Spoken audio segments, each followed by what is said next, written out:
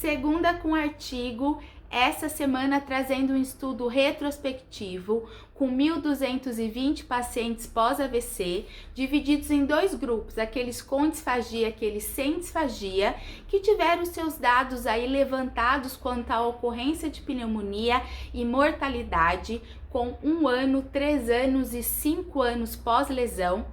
E de uma forma muito resumida, eu já trago que aquele grupo com 610 pacientes pós-AVC tiveram nos 3 momentos de análise dados com relevância estatística, mostrando maior ocorrência de pneumonia e maior mortalidade. Te interessou esse tema? Fica comigo que eu vou aprofundar agora todos esses dados. Esse estudo de 2019 é um estudo tailandês, referência aqui na legenda desse post, que vem retrospectivamente fazer essa pesquisa que tem o objetivo de investigar a taxa de risco de pneumonia aspirativa e de mortalidade em pacientes pós-AVC com ou sem disfagia. Conforme eu já disse, foram 1.220 pacientes, divididos em dois grupos, 610 pacientes em cada grupo, um grupo com disfagia e outro grupo sem disfagia. A média dos 610 pacientes, a média de idade com disfagia foi 71,78 anos e a média de idade dos pacientes não disfágicos, 610 também, 71,89 anos. Então, os dois grupos eram equiparados quanto ao N, a idade, comorbidades, patologias prévias, então dois grupos realmente comparáveis. O único dado que eles não eram comparáveis, que os autores fizeram essa verificação, foi a ocorrência da depressão. O grupo de pacientes disfágicos tinham de forma significativa maior ocorrência de depressão em comparação ao grupo não disfágico. O demais, hipertensão, diabetes, patologia crônica, quadro demencial, que é tão aí presente pós-AVC, equiparável entre os dois grupos. E eles olharam retrospectivamente esses dados com um ano pós-lesão, 3 anos pós-lesão e 5 anos pós-lesão, comparando pneumonia aspirativa e mortalidade, trazendo aí os resultados da ocorrência de pneumonia no grupo com disfagia em comparação ao grupo sem disfagia. Com 1 ano, 3 anos ou 5 anos, tanto faz o momento, o grupo de pacientes disfágicos apresentou todos esses dados com relevância, com significância estatística, maior ocorrência de pneumonia aspirativa em comparação aos pacientes não disfágicos. Só trazendo um pouquinho desse número, com 1 ano pós-lesão, 12,6% dos pacientes com disfagia tinham aí o relato, a ocorrência de episódio de pneumonia e 3,1% dos não disfágicos com a ocorrência dessa pneumonia. Trazendo o último aí período de follow-up, 5 anos, grupo com disfagia, 20,8% de pneumonia e grupo sem disfagia 9,8%, também com relevância estatística. Olhando a tabela, dá para a gente perceber que mesmo dividindo os tipos de AVC, isquêmico, hemorrágico e outros tipos, mesmo assim, o grupo com disfagia sempre tem resultado com relevância estatística, mostrando maior ocorrência de pneumonia.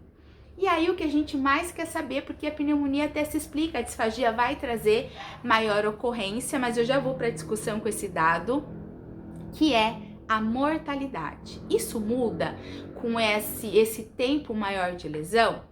Nos 3 momentos, 1 ano, 3 anos e 5 anos, o percentual de mortalidade do grupo com disfagia sempre foi maior do que o grupo sem disfagia. Todos esses dados também com relevância estatística e todos esses dados também com relevância estatística mesmo dividindo por tipo de AVC. Então, de novo, a disfagia trazendo aí maior comorbidade. Só trazendo os números para que vocês possam conhecer um pouquinho. No final desse vídeo, eu vou colocar o print dos gráficos para ficar muito visível a diferença de mortalidade entre os dois grupos. O gráfico é muito nítido, tá? mas trazendo os números com um ano pós-lesão, paciente com disfagia, 24,8% de normalidade versus grupo sem disfagia, 13,4%.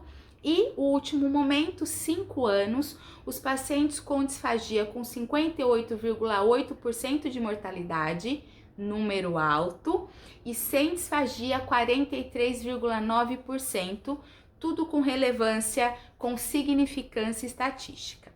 E aí, o grupo vem para a discussão desse artigo é bem enxuta, tá? Mas traz literatura, eu vou costurar um pouquinho, trazer aí os meus pitacos, senão não sou eu, para que a gente possa discutir principalmente esse follow-up, esse segmento. Se tem muito estudo que fala da disfagia pós-AVC, mas muito na fase aguda, quando esse paciente ainda está hospitalizado.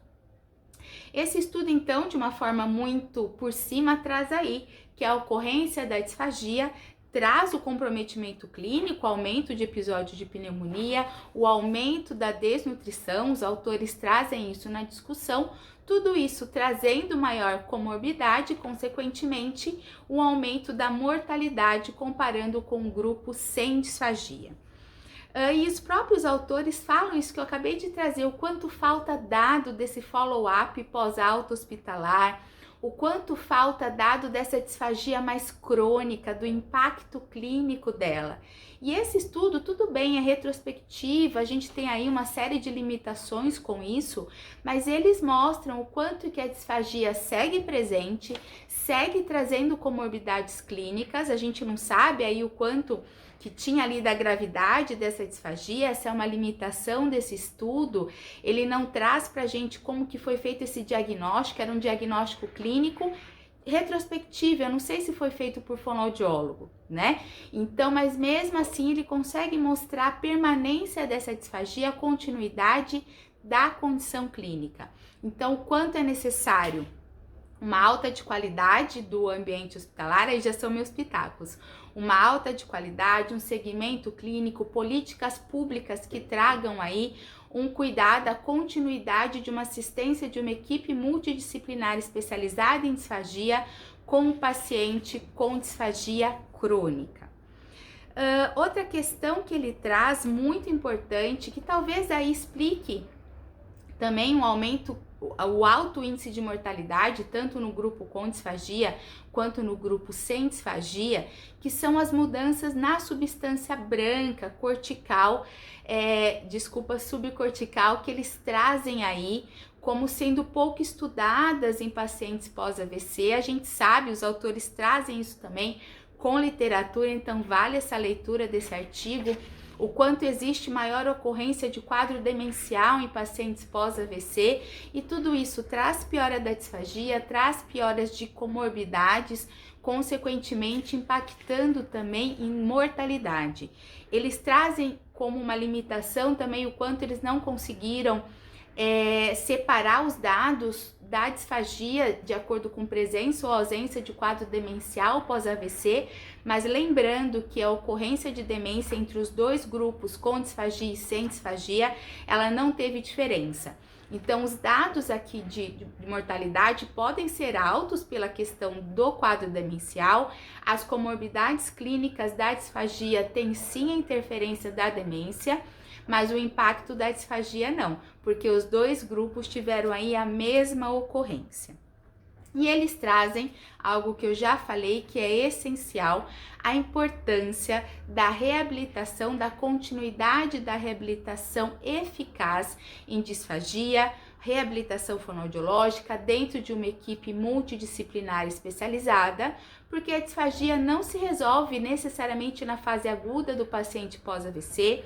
A disfagia, mesmo estabilizada, no sentido, esse paciente com adequação de consistência, adequação de forma de oferta alimentar, aparentemente seguro, ele, em termos de pós-alta, em termos de disfagia crônica, ele pode sim passar a ter aí a ocorrência de uma disfagia mais importante, então o gerenciamento se faz necessário. O tempo desse gerenciamento é que a gente não consegue definir tão bem, vai depender naturalmente da estabilidade neurológica e da condição de gravidade de deglutição desse paciente, mas ele precisa ser acompanhado. Espero que vocês tenham gostado da segunda com o artigo dessa semana. A gente se vê na semana que vem com outro estudo, com outros pitacos, com outra discussão. Um grande abraço!